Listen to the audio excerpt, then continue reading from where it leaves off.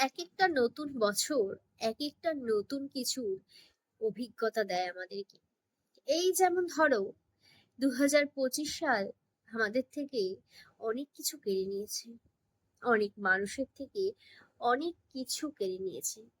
ঠিক তেমনই কিন্তু আমাদের জীবনে আবার অনেক কিছু ফিরিয়েও দিয়েছে। ঠিক তেমনই কিছু কিছু খারাপ অভিজ্ঞতার সাথে সাথে কিন্তু আমরা অনেক ভালো কিছু সঞ্চয় করতে পেরেছি। যেমন ধরো, হুট করে মানুষকে বিশ্বাস করতে নেই, কারোর কথায় চট করে গলে যেতে নেই, কারোর মায়ায় সহজেই পড়তে নেই, নিজেকে অন্যের সাথে বেশি জড়াতে নেই। একটা বছর আমাদেরকে এক এক রকম ভাবে শিক্ষা দেয়। এক একটা বছর থেকে আমরা অনেক কিছু শিখতে পারি, অনেক কিছু জানতে পারি।